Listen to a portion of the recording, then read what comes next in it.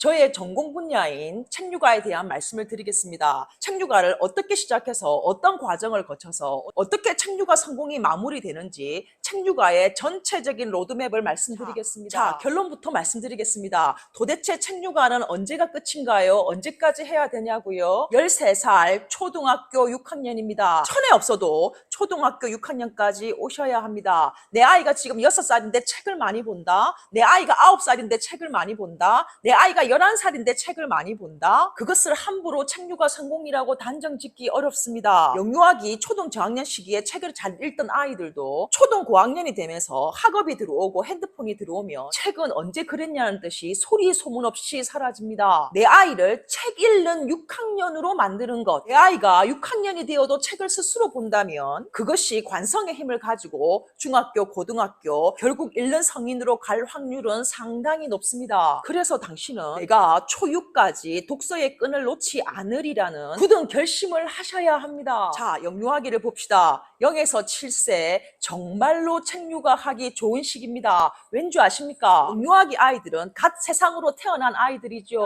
백지 상태입니다. 엄마가 어떤 환경을 만들어주느냐에 따라서 아주 가소성이 높은 상태라고 볼 수 있습니다. 세상 모든 것에 편견이 없고 호불호가 없고 부모가 만들어주는 환경을 큰 거부 없이 흡수할 수 있는 상태지요. 이런 말랑말랑할 상태일 때 책이란 놈을 읽어주고 책의 재미를 알게 해주면 정말로 자연스럽게 초등으로 중등으로 고등으로 연결될 확률이 아주 높습니다. 그리고 아이의 전 생애를 놓고 볼 때도 가장 한량한 시기지요. 해야 될 의무도 없고 해야 될 공부도 없지요. 또한 학업이 들어오기 전이니 부모가 아이에게 요구하고 기대하는 공부가 없다 보니 널널한 시간이 있지요. 그 널널한 시간에 책을 읽어주기가 너무 좋은 겁니다. 또한 부모도 아이의 육아를 위해서 다니던 회사를 잠시 멈추고 육아에 전념하는 부모들이 많지요. 부모에게도 많은 시간이 주어지고 그 많은 시간을 이용해서 책을 읽어주기가 너무나도 용이한 겁니다. 또한 0에서 7세에는 핸드폰, 노트북, 컴퓨터, 게임 등 말초적인 재미를 주는 디지털 도구가 들어오기 전이죠.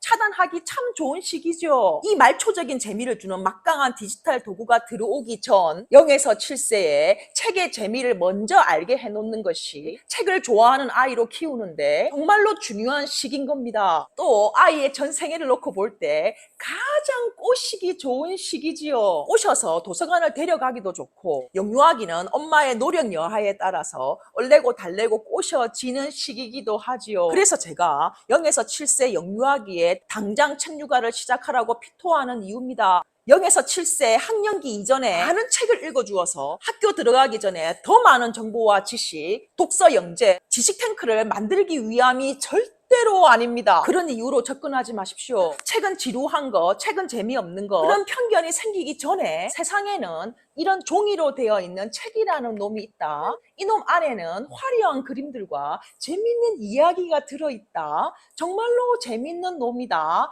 그것만 알게 해주시면 영유아기 독서 교육은 성공하신 겁니다. 그렇게 0에서 7세는 엄마가 책을 읽어주면서 이 책이라는 놈이 재밌다라는 걸 알게 해주시고요. 자, 초등학교로 넘어와 보겠습니다. 8세에서 10세 초등 저학년을 떼보겠습니다. 초등 저학년은 영유아기와 거의 같은 취급을 하셔야 합니다. 초등학교를 들어갔다고 해서 이 아이가 갑자기 글밥이 늘어나거나 갑자기 스스로 책을 막 미친 듯이 읽거나 책이 너무 좋아서 책을 하루 종일 앉아서 보지 않습니다. 오히려 학교를 가면서 뭔가를 할 수 있는 능력과 시간이 많아지면서 책에는 좀 더 멀어질 수 있습니다. 그리고 본격적으로 학업이 시작되지요. 그리고 또 핸드폰이 들어오는 경우도 많지요. 그러면서 0에서 7세 동안 잘 만들어져 왔던 책 읽기의 습관이 무너질 수 있는 1차적인 시기입니다. 그래서 초등 저학년 시기에는 영유아기와 똑같이 엄마가 책을 읽어주셔야 합니다. 물론 아이가 원하지 않으면 안 읽는데요. 아이가 원하고 거부하지 않는다면 초3 때까지는 책을 읽어주시는 게 좋고요. 무리하게 문고판으로 넘어가면서 글밥을 올리지 않는 것도 중요합니다. 그리고 기본적으로 학교에서 하는 학업은 따라갈 수 있어야 하겠지만 초등 저학년 시기에는 그 학업보다는 시간보다는 여전히 책의 1순위를 두고 책 읽는 시간에 더 많은 시간을 할애하시고 책에 더 집중하셔야 합니다. 왜? 갈수록 시간은 없어집니다. 갈수록 아이들은 책에서 멀어집니다. 그래서 영유아기와 똑같이 초등 저학년 시기도 아이가 마음껏 원하는 책을 읽을 수 있도록 시간을 확보해 주시고 엄마가 읽어 주셔야 합니다. 자, 초등 고학년으로 와봅시다.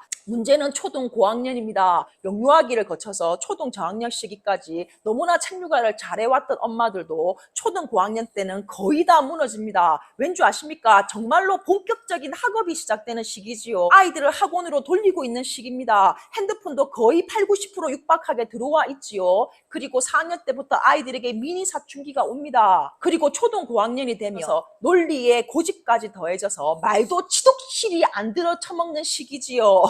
학교 갔다 오고 학원 갔다 오고 학원 숙제하고 저녁에 책 볼 놈들은 몇 없습니다. 그렇게 초등 고학년 때 독서가 조용히 밀려납니다. 그래서 책 읽는 6학년을 찾아보기 힘든 현실이지요. 자, 그렇다면 초등 고학년에는 어떻게 해야겠습니까? 엄마가 정신을 바짝 차리고 아까 초등 저학년 때처럼 독서를 국영수보다 가장 영순위에 두셔야 합니다. 책을 읽을 수 있는 시간을 확보해 주셔야 합니다. 아이가 많은 학원과 학원 숙제로 지쳐있지 않게 하셔야 합니다. 몸도 마음도 지치면 가장 하고 싶지 않은 것이 독서입니다. 내가 독서를 중요하게 생각하시고 책 읽는 중고등학생을 원하신다면 초등 고학년에는 그 어떤 사교육보다 국영수보다 영순위의 책을 먼저 두시고 독서의 끈을 절대로 놓지 않으셔야 합니다. 이런 노력으로 아이가 강제가 아닌 스스로 책을 읽는 6학년이 됐다면 정말로 이제 마음을 좀 놓으셔도 됩니다. 당장 13년이라는 시간 동안 책 속에서 있지 않았습니까? 아주 견고하고 단단한 탑입니다. 무너지지 않을 겁니다. 걱정 안 하셔도 됩니다.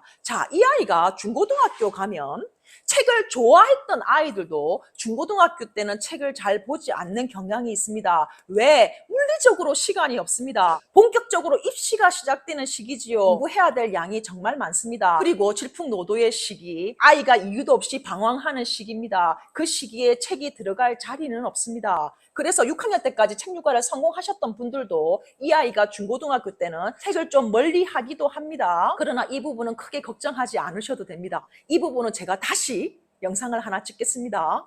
오늘 이야기가 너무 길어졌어요. 13년, 무려 13년입니다.